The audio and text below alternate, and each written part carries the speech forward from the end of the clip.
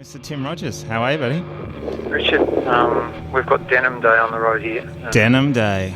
Yeah, tomorrow is satin. Next is velvet, and then leather for Sunday's show. I have to say, denim is probably appropriate for the Warrnambool day of your tour. Look, that's just pure coincidence that works. We place 20 different fabrics into a big dustbin, and it's up to our tour manager on the day to pull out the fabric of the day. Oh, nice. So I've got quite an ensemble going. I've got an A-frame skirt and a nice little jacket. Are you rocking a double denim? Yeah. Well, I figure, I am. Two different shades because my legs are quite toned at the moment. I'm going a shorter skirt than usual. Well, it is a sunny day. How is the road treating you? You're a week or so into your tour. You're all still getting along and everything? Yeah, there's been no tanties so far. Everyone's on their behaviour. We do have an award system running that we started about 3 years ago. And the winner receives the Murray Hewitt Award. So that helps to sort of keep you all in check. And the show, there's been no sort of disaster shows, all which keeps our little anarcho syndicate, very sunny disposition. And we actually you'll find more than 70% of the massive entourage actually sitting down to have lunch together, or firing up the glass barbecue at night, or whatever. It's all very fraternal at the moment. It's a very nice springtime to be on the road. Tell me, who chooses the music in the UMI tour van? No one in particular. We just for example, on the road we've been up in New South Wales, and the drive home from Newcastle and Wollongong the past couple of nights, we're still sort of reacquainting ourselves with each other, and it being kind of celebratory kind of tour. It's supposed to have been talking, but then we got Andy got sent the new David Cross stand-up record, because there was actually talk that David Cross was going to do this tour with us.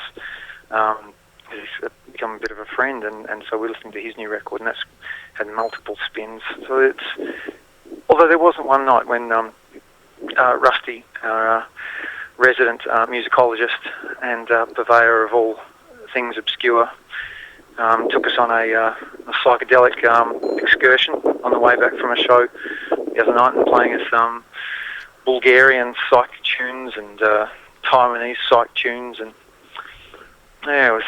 That'll be the next album influences right there. I'm not sure. I think that it's for so many years I've been, like a little dog lapping at Rusty's heels. What have you got for me now, Rusty? What have you got for me now? And that dictating what goes on. I think I try not to do that too much these days. I'm becoming quite obvious to myself what I've stolen from his fancies, and now I'll kind of I'm just learning to stand up for myself at 41, Richard. Indeed. Well, we should talk about your new record, because it's gloriously all over the shop. I have been listening to it all week, wondering what the hell you guys have been listening to in the last year or two. Is there any kind of things you've been kind of had on the stereo that have been particular influences on the style and sound of this album? I wish I could say yeah. I've sort of been forced in a position of thinking about that, whether it has been, and I keep coming back to the Soft Machine. But there really wasn't, I've said that we talked a lot about this record before we actually started playing it. And at the start, I kind of threw down to the band, look, I want it to be this, to start off as the quietest record of all time, and finish up as the most aberrant, noisy, aggressive record. And everyone nodded, but they must have had meetings out of my way, and concluded that I was full of guff, really, because it's turned out something completely different. And we actually sort of talk more in musical terms and less the way we normally do it, like, let's sound like Crime on this, or let's, sound like, Noi on this one, or, sound like the Mahavishnu Orchestra on that. And it was more talking about it in musical notation and feels and note. And so, I've said quite a bit, and I don't think it's much of a lie that it's the first record I can remember in so long where I actually felt like a musician. Yeah. And less like a Australia's 431 most misrecognised personality. Yeah, this record doesn't sound like a jamming record to me. There's a lot of kind of space and light and shade and lots of weird sonic shit going on in the background. Yeah, we're definitely not a jamming kind of band, and we're not a rehearsing band, but with this one we would sort of pair up in a way, like Rusty and I, when we recorded our tracks, we wanted to do it all as live as possible, but it just wasn't possible in this tiny studio. We had a day and a half before Rusty had to go to the States for some work, and so we just sort of ploughed through it with all the piss and vinegar that you need to get through a session like that, and a day and a half, and got 16 songs down, and we have to kind of just look at each other, and Greg, our producer, would say that You and I starts and ends with Tim's right hand, and a reviewer could, you can have a lot of fun with that. There'd be a lot of just winking and nodding, and that's how the song structures came together. We'd talk about them, and I'd guff on about what I wanted it to emote with a song and what I wanted it all to represent. But lots of experience playing together and lots of life experience together, and you can look through the glass and have little eye movements and hand movements, and Rusty will pick up on what I'm talking about. I guess it's one of the wonderful things about playing together for 20 years.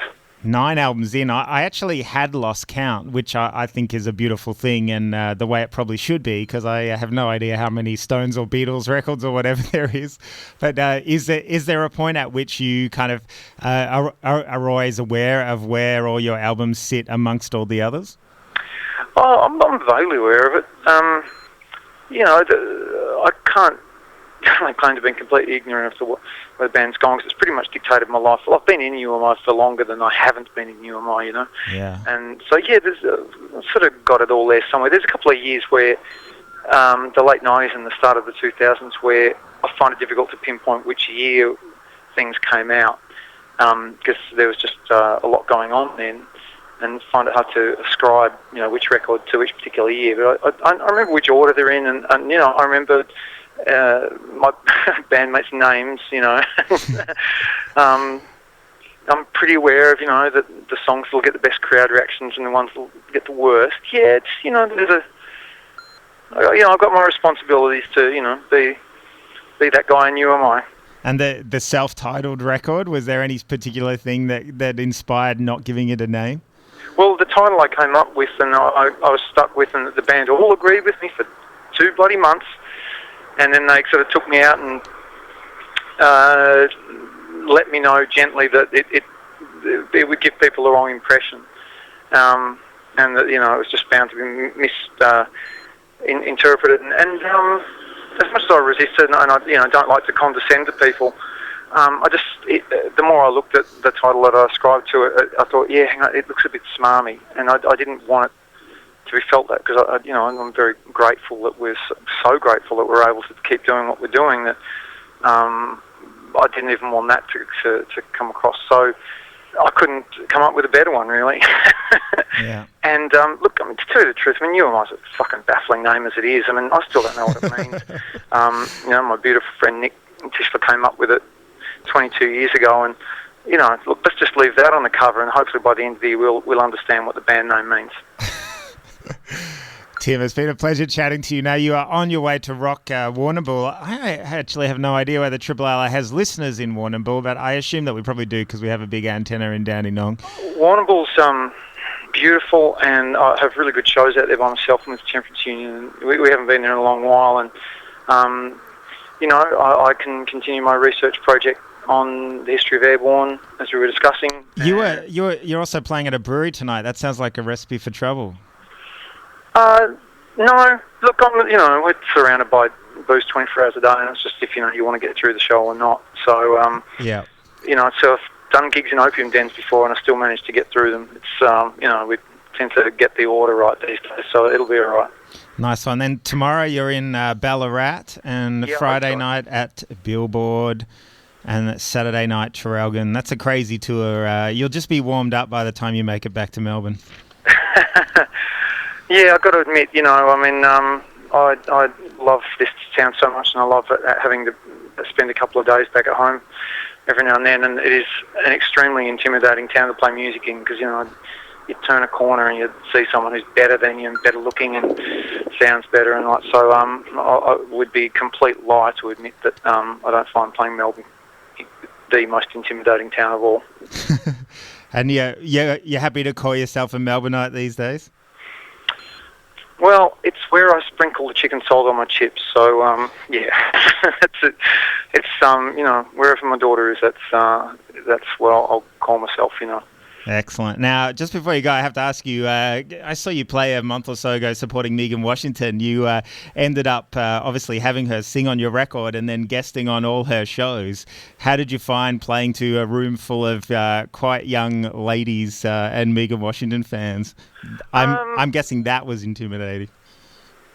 It was I found it intimidating in a way, because it was, I just want to impress her. I mean, you know, she's probably my best friend, and we have had the opportunity through playing together and recording together and writing together, and I like playing in front of anybody, Richard, and she gave me some shows, and I needed them at the time, and you know, just over the 22, 23 years of making music, just one of those people that I'm never sure if anyone's going to turn up, and very different crowds, and you know, I've done cabaret shows this year and theatre shows and jazz shows, and so, you know, to play in front of people who don't know you is a real pleasure, and you know, she's a complete quality performer and a person, and to play with her and for her to cover one of my songs, and all this is, you know, it's a wonderful, one of the more wonderful things that's been afforded to me is,